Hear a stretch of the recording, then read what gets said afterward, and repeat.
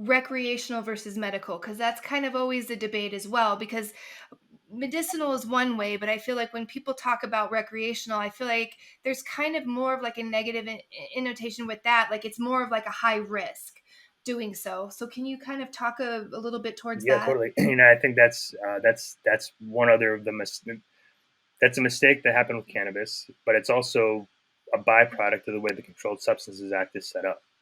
And I think that's a false Mm-hmm. dichotomy, that it's either medical or it's Mm-hmm. recreational. And because Mm-hmm. exactly what you're saying is like, okay, if it's prescribed by this doctor for XYZ condition, it's okay. But anything else is fooling Mm-hmm. around or high risk or, partying or all the different stigma that people put around the word recreational. But what about sacred experiences? Mm-hmm. What about personal and spiritual growth? What about, insights? What about creativity? Sure, you could argue that those are recreational, but they're not recreational in the same way that we speak to them. So we really want to expand this conversation out between medical and recreational to not just be about, you know, pathologizing a condition and this is healing for it, and then everything else is, lesser than.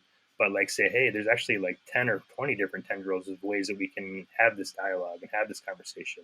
And obviously, this, like I said, that was kind of set up by the Controlled Substances Act because one of the criteria for Schedule One is that it has no medical value.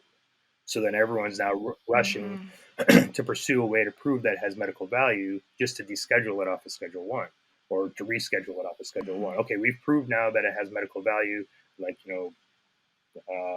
cocaine, coca, and poppy have been proven to have medical value in certain places, and so now that's Schedule Two.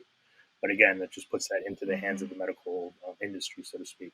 So I think that's a big Mm-hmm. conversation to have, and kind of we want to kind of switch out of that and have this, start talking about religious freedoms. Start talking about personal and Mm-hmm. spiritual growth as something that's valuable in life. The Johns Hopkins study on healthy Mm-hmm. normal says this is one of the top 5 most meaningful experiences for people. Where does that go under the context of Mm-hmm. medical or recreational? Super important, you Mm-hmm. know, but not really available. And Mm-hmm. it even it forces us, and this is something I'm very fascinated by as someone that is interested in psychology. It forces us to re-ask questions about what is mental health. Why is this working for Mm-hmm. depression? Well, it doesn't just like change your serotonin receptors. It's like, well, I realized that I was disconnected. I realized that this trauma that I had, I was able to reform the narrative around it. I was able to forgive Mm-hmm. people or forgive myself, or I was able to reconnect to the sacred or my community, or wow, I'm a part of nature, and nature's all these different aspects of these experiences are part of it. Um, and it's not just something as simple as like, oh, this changes your neuronal, chemical imbalance or those different types of things, right? So there's some really good articles out there Mm-hmm. right now about sort of the medical industry and how the sort of rush to pathologize everything is a bad move for psychedelics. Not even that, but also just because imagine right now the FDA trials that are happening for psilocybin. Those are going in terms Mm-hmm. of treatment-resistant depression. Okay, so in order to get Mm-hmm. into that with the inclusion exclusion criteria, you have to have now a lifelong diagnosis of treatment-resistant depression.